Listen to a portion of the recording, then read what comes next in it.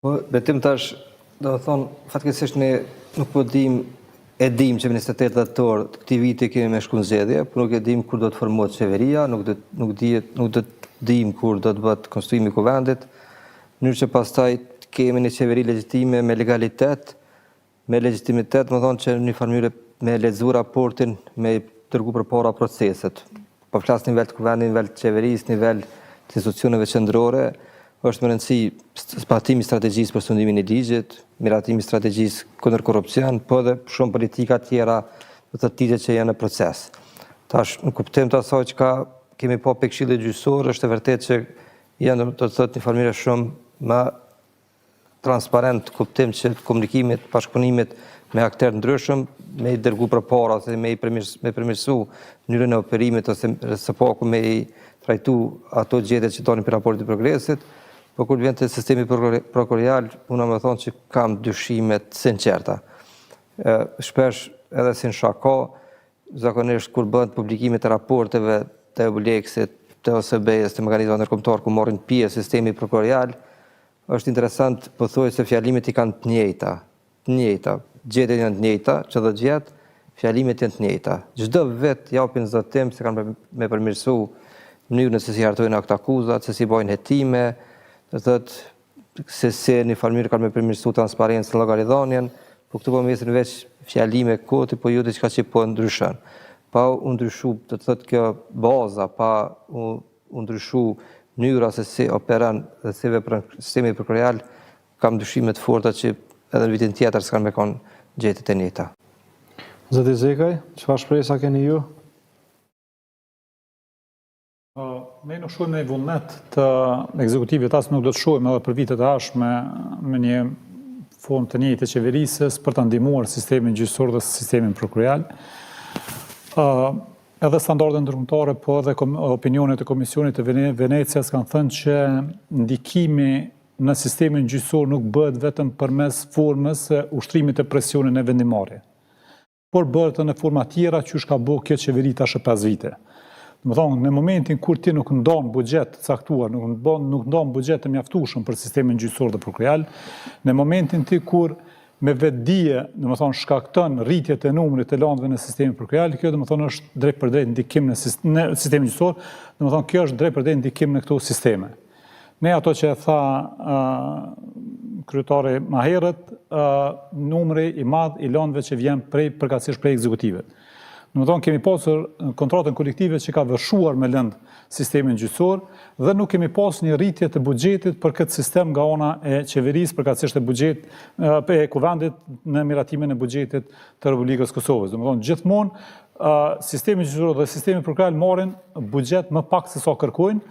dhe gjithmonë kanë reduktime të buxhetit. Domethënë unë besoj në bazë të asaj që i shohim, dikon 3-4 vitet e fundit përsëritet buxheti i njëjtë, domethënë nuk ka rritje të buxhetit përkundër rritjes së numrit të rasteve në gjykata. Edhe nevojës për rritjen edhe të numrit të gjyqtarëve, nevojës për rritjen edhe të numrit të bashkëpunëtorëve profesional dhe stafi tjetër mbikëqyrës dhe stafi tjetër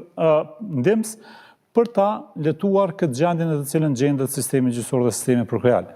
Domethënë tani patëm edhe rastin e ri me ligjin për shërbim civil, ku qeveria domethënë e uli përqindjen, domethënë pagesën e përqindjes për vitet e stazhit të punës, përvojës të punës nga 0.5 në 0.25, ku gjykata kushtetuese e gjeti që është antikushtetuese dhe pastaj obligoi qeverinë që përmes Kuvendit të Republikës Kosovës ta përmirësoj këtë gjetje dhe ajo absolutisht nuk u morë me këto për ma shumë se 2 vite nuk u morë me këtë çështje dhe tani e pam edhe në vendimet e fundit që me një vendim të qeverisë prapë në kundërlishme e përmirëson këtë gabim që e ka bërë me ligj, i cili duhet mu përmirësu me ligj. Tani do ta kemi prapë një vërshim të sistemit gjyqësor me këtë numër të rasteve ku s'po di sa janë dikon një 5-60.000 shërbys civil nëse janë që janë tani në shërbimin civil, do ta vërshojmë në 5-60.000 padi do ta vërshojnë sistemin gjyqësor dhe kjo tregon që nuk ka vullnet të qeverisë për ta ndihmuar, por përkundrazi është tendencë e qeverisë për ta ngulfatur sistemin gjyqësor me numër të lëndëve. Ne e shohim çdo ditë që përballemi me gjykime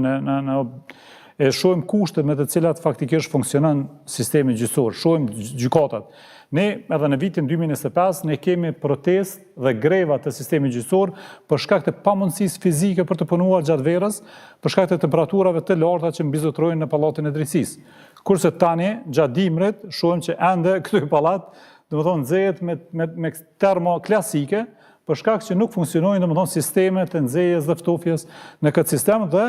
kjo drejt për drejt pengon edhe në punën e përditshme të gjyqtarëve dhe të prokurorëve në pallatin e drejtësisë dhe e cila faktikisht ka qenë deri tash vonë ka qenë kompetencë e Ministrisë së Administratës Publike për të ofruar kushte.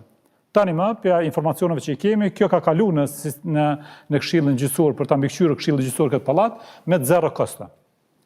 Dhe tash, jemi pranë rrezikut që faktikisht të kemi edhe probleme të sigurisë brenda këtij pallati dhe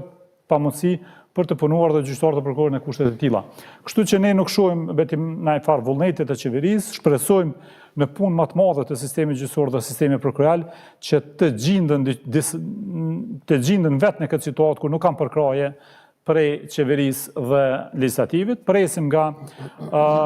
sistemi gjyqësor dhe prokural të rrisin kualitetin e shërbimeve që i ofrojnë, e tha me të drejtë, kemi raste që dhe ne si avokat dhe palë nuk janë të kënaqur me vendimet të cilat merr sistemi gjyqësor dhe sistemi prokural. Shpesh herë kemi raste kur nuk i kalojnë filtrin e gjykatave më të larta. Shpesh herë dhe gjykata kushtetuese intervenon në shkeljet e parimeve të drejtave të njeriut që bën pikërisht nga gjykatat dhe prokurit. Ne shohim edhe në procedurë shpesh herë kemi si avokat jemi të pakënaqur, nuk na trajtojnë as pretendimet tona në vendimet e gjykatave, por shpresojmë që kjo të vlerësohet përmes Këshillit Gjyqësor në vlerësimin e performancës së gjyqtarëve dhe nga Këshilli Prokural në performancën e prokurorëve dhe të ngrisin sistemin e llogaridhënies brenda sistemit gjyqësor dhe sistemit prokural, por gjithmonë duke shpresuar më shumë të këshilla se sa të një politikë bërje mirëfillt që do ta ketë qeveria në të ardhmen përkatësisht Kuvendi i Kosovës.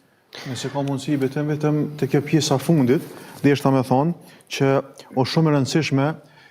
kur flasim për bashkëpunimin ndërmes dy këshillave. E kam thonë diku në një konferencë tjetër, pse është i rëndësishëm bashkëpunimi me pse të njëjtit prokuror të akuzat të profilit lartë, sidomos të korrupsionit, pse po arrin për gjitha vepra tjera penale, po arrin me kalu gjitha filtrat e gjykatës, kurse kur vjen puna te veprat penale kundër korrupsionit, ato sikur çalojnë, domethënë ka një farë disbalanci shumë madh mes te kalueshmëria e këtij akuzave. Prandaj ajo që shtohet si pyetje është a është problemi tek cilësia e këtij akuzave apo tek niveli i gjykatës. Do thotë është mirë që në këto diskutime të ketë një bashkërendim shumë madh të institucioneve, sidomos të dy këshilla për të se ku vërtet ku çalojmë. A çalojmë te ekspertiza e prokurorëve apo te vlerësimi i gjyqtarëve.